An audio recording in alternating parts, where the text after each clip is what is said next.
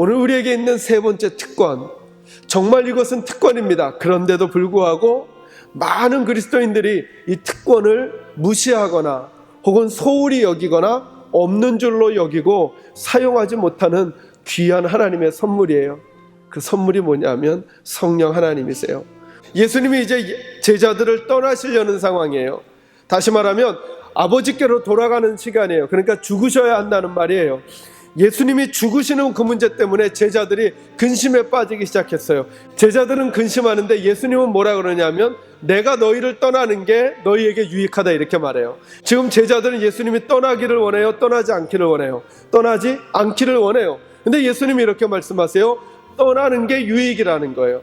오늘 첫 번째로 나눌 것은 이거예요. 저와 여러분이 하나님의 목적에, 하나님의 방법에 집중해야 한다는 거예요. 이게 무슨 말이냐면 저희들의 믿음의 삶에 있어서 늘 갈등과 어려움이 어디서 오느냐 하면 하나님의 때와 우리의 때가 다른 거예요. 오늘 본문에 보세요.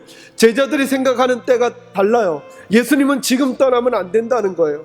예수님은 지금 떠나셔야 되겠다고 말씀하시고 제자들은 지금이 아니라는 거예요. 우리가 때로 그렇지 않나요? 지금인데 하나님은 지금이 아니라 조금 더 기다리라고 말씀하시거나 우리는 조금 더 있었으면 좋겠는데 하나님은 지금 하라고 말씀하실 때 여기에 우리의 충돌이 있는 거예요. 근데 여러분 그럴 때 하나님을 믿으셔야 돼요. 하나님을. 여러분께서 믿음이라고 하는 것은 뭐냐 하면 내 생각과 다른 하나님의 생각에 자꾸 나를 맞춰가는 거예요. 여러분 그러므로 믿음을 가진 사람들이 여유가 있어요. 여유가. 왜? 내 상황은 아닌데 하나님을 믿기 때문이죠.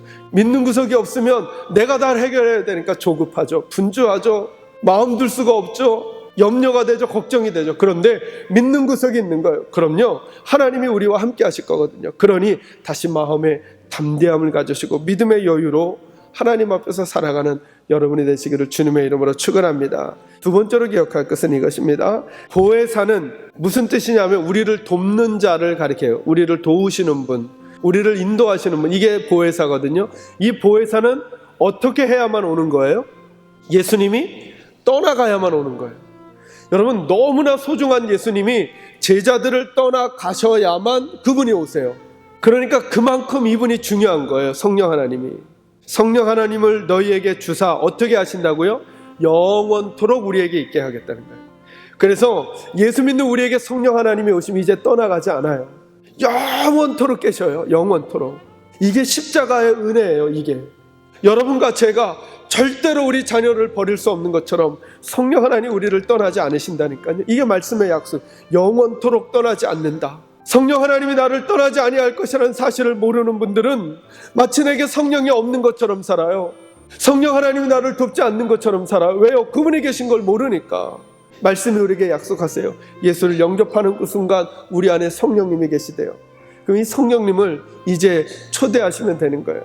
말에 성령님을 자꾸 담아보세요. 성령님, 제 기도를 도와주세요.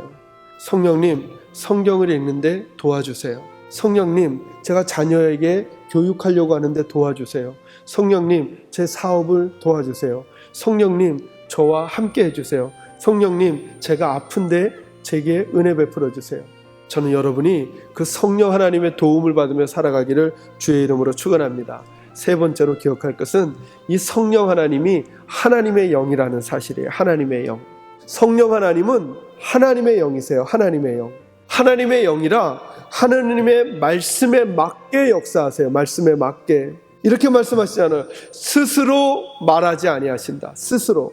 무릇 아버지께 있는 것은 다 내 것이라, 예수님의 것이라. 그러므로 내가 말하기를 그가 내 것을 가지고 너희에게 알려줄 것이다. 이렇게 말하죠. 그가, 여기서는 그는 누구예요? 성령 하나님. 성령은 내 것을 가지고, 예수님의 것을 가지고 너희에게 알릴 것이다. 그러니까 예수님의 말씀에 의해서만 움직이시는 분, 이분이 성령 하나님이세요. 그러니까 성령 하나님이 역사하시면 그 사람은 어떤 모습이 되느냐? 예수님을 닮은 사람이 되는 거예요. 예수님을 닮은 사람. 막 이상한 모습이 되고 추한 모습이 되고 거친 모습이 되고 질서 없는 모습이 되고 막 기준 없는 모습이 되는 게 아니라 맑고 투명하고 깨끗하고 기준 있고 성실하고 온유하고 부드럽고 그리고 다른 사람들에게 흠모할 만한 사람이 되는 거예요. 흠모할 만한 사람. 그래서 여러분 예수 믿는 사람의 가장 멋진 표현이 뭐냐면 매력적인 성도가 되는 거예요. 매력적인 성도. 여러분 이게 어디서 오는 거냐 하면 예수의 마음을 품어갈 때 오는 거예요. 품어갈 때. 오늘부터는 여러분 하루하루를 살아가면서 혼자 살아가지 마시고 낙심되거나 힘드실 때 성령 하나님 모셔오세요. 화가 날 때 성령 하나님 모셔오세요. 뿔날 때 성령 하나님 모셔오세요. 모든 거 포기하고 싶을 때 다시 성령 하나님 모셔오세요. 성령님 도와주세요. 그리고 기도하셨으면 조금 여유를 가지세요. 내 자녀 조금 여유롭게 봐주세요. 내 남편 여유롭게 봐주세요. 다른 성도님들 조금 여유롭게 봐주세요. 여러분의 생업 여유롭게 생각하세요. 하나님이 인도해 주실 것입니다. 이 복이 여러분에게 있기를 주님의 이름으로 축원합니다.